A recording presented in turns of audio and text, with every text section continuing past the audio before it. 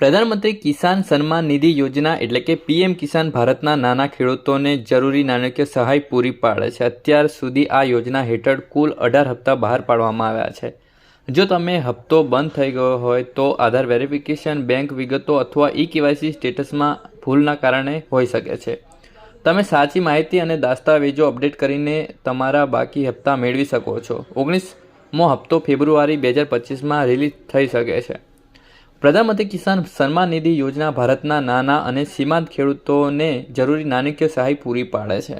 આ યોજના હેઠળ જે 24 ફેબ્રુઆરી 2019ના રોજ શરૂ કરવામાં આવી હતી, ખેડૂતોને વાર્ષિક ₹6,000ની નાણાકીય સહાય મળે છે, જે ખેડૂતોના બેંક ખાતામાં 2,000ના સ્વરૂપમાં 3 હપ્તા મોકલવામાં આવે છે એક વર્ષમાં। એમને જણાવો તમે કે આ યોજના વિશ્વની સૌથી મોટી સીધી લાભ યોજના છે।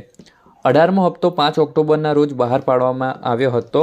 હવે જે પીએમ કિસાનનો જે 19મો હપ્તો છે ક્યારે આવશે, ખેડૂતના જે મનમાં છે આતુરતાથી રાહ જોઈ રહ્યા છે કે અમારા જે અકાઉન્ટમાં છે 19મો હપ્તો ક્યારે પડશે।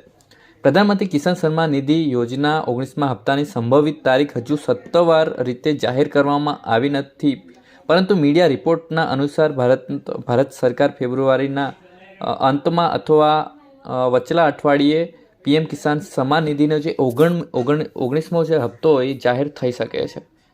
જો તમારો પીએમ કિસાન સન્માન નિધિનો જે હપ્તો છે બંધ થઈ જાય તો શું કરવું? હવે મિત્રો, કારણો તો ઘણા બધા છે, પણ હું તમને 3 કારણ આપવાનો છું જેના લીધે બંધ થઈ શકે છે। જેમ કે આધાર વેરિફિકેશનમાં ભૂલ। જો તમારો આધાર નંબર સ્કીમ સાથે યોગ્ય રીતે જોડાયેલો નથી અથવા તમારી આધાર વિગતોમાં ભૂલ છે તો તમારો જે હપ્તો છે એ બંધ થઈ શકે છે।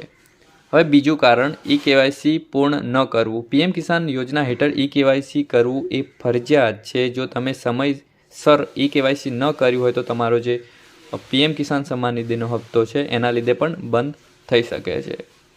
હવે ત્રીજું કારણ, જમીનના રેકોર્ડમાં સમસ્યાઓ।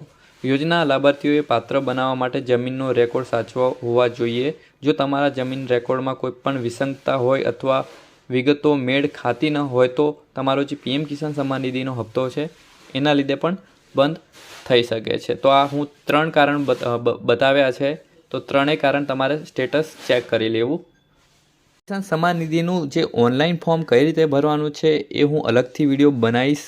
તમારે કમેન્ટમાં જરૂર જણાવવાનું છે કે તમારે પીએમ કિસાન સન્માન નિધિનું જે રજિસ્ટ્રેશન કઈ રીતે કરવાનું છે એ તમારે વિડીયો જોઈતો હોય તો મને જરૂરથી કમેન્ટમાં જણાવવાનું છે। આઈ હોપ કે તમને આ ડિજિટલ સેવા ગુજરાતી યુટ્યુબ ચેનલ પર ઇન્ફોર્મેશન સારી લાગી હશે।